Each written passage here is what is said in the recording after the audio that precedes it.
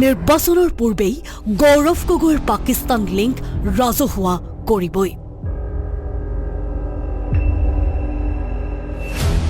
কেবিনেটত মুখ্যমন্ত্ৰীয়ে ডেডলাইন বান্ধি দিলে 8 ফেব্ৰুৱাৰী।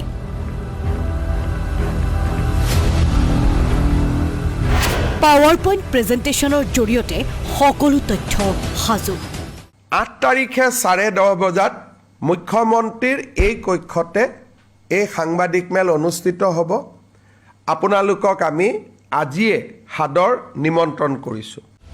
গৌৰৱ গগৈ পাকিস্তানৰ লিংক ৰাজহুৱা কৰিম বুলি কোৱা মুখ্যমন্ত্ৰীক উভতি ধৰিলে বিৰোধী দলপতি দেৱব্ৰত শইকীয়াই। কোনখন পঞ্জিকা চাই কথা কৈ আছে মুখ্যমন্ত্ৰীয়ে? গৌৰৱ গগৈৰ বিৰুদ্ধে কথা কৈয়ে নিৰ্বাচন পাৰ কৰাৰ ইচ্ছা কৰিছে মুখ্যমন্ত্ৰীয়ে।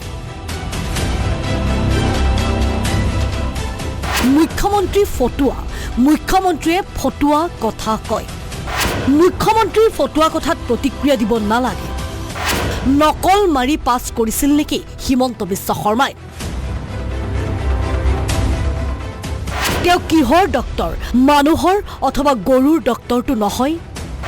ভাল দিনৰ আশাত ফটুৱা এজনক মুখ্যমন্ত্ৰী পাতিলে ৰাইজে। যদি সাহস আছে গৌৰৱ গগৈ আৰু হিমন্ত বিশ্ব শৰ্মাই টিভিৰ আগত একেলগে বহিবলৈ আহ্বান। মুখ্যমন্ত্ৰী ফটুৱা হয়। মোৰে দুৰ্ভাগ্য যে মানে ভাল দিনৰ আশাত আমাৰ সকলো অসমৰ মানুহে এজন ফটুৱা মানুহক বহাই থৈছে, যি এনেকুৱা অসাংবিধানিক কথা কয় নেকি, অসাংবিধানিক কাম কাজ কৰে নেকি। তেওঁ নিজে LLM নে PhD হয়। ডক্টৰ কিহৰ ডক্টৰ? মানুহ চোৱা বা গৰু চোৱা ডক্টৰ নহয়। তেওঁ কিতাপ পঢ়া ডক্টৰ। তেওঁ কোন বিভাগৰ? আইনৰ ডক্টৰ। আইনৰ ডক্টৰ হৈ পেলাই তেওঁ কি নকল মাৰি পাছ কৰিছিল নেকি?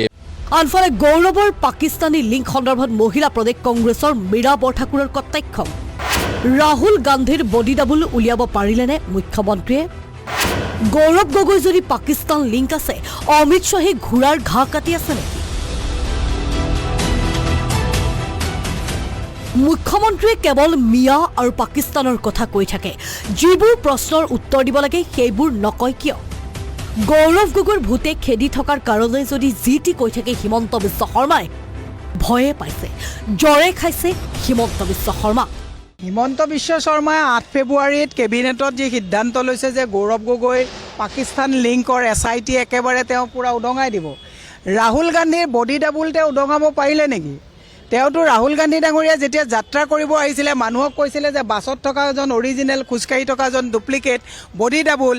অসমৰ মানুহক মূৰ্খ আৰু বুৰ্বক সজাব বিচাৰিছে নেকি? তেওঁ কি বুলি কথা ক'বলৈ আহিছে? পাকিস্তানৰ লগত যদি গৌৰৱ গগৈৰ লিংক আছে, অমিত শ্বাহে ঘোঁৰা ঘাঁহ কাটি আছে নেকি? অমিত শ্বাহে তেতিয়াহ'লে তেওঁ ৰক চেলেঞ্জ কৰিছে, অমিত শ্বাহক অংগুষ্ঠ দেখুৱাইছে। অমিত শ্বাহে গৌৰৱ গগৈ ডাঙৰীয়াটো ক'তো বাংকাৰত সোমাই থকা নাই। গৌৰৱ গগৈ ডাঙৰীয়া খোল্লা মিটিং কৰি আছে। যদি পাকিস্তানৰ লগত লিংক আছে, কংগ্ৰেছেতো কেতিয়াও কোৱা নাই পাকিস্তানৰ লগত লিংক থকা মানুহক এৰেষ্ট নকৰিব বুলি। কাক আবুৱা ভৰিব আহিছে? এনেদৰে মুখ্যমন্ত্ৰীৰ ডেডলাইনক উপহাস কৰিলে দুই কংগ্ৰেছীয়ে। ভিডিঅ' জাৰ্নেলিষ্ট দীপুৰ সহযোগত মৌচুমী গগৈৰ ৰিপৰ্ট, আছাম টক্স।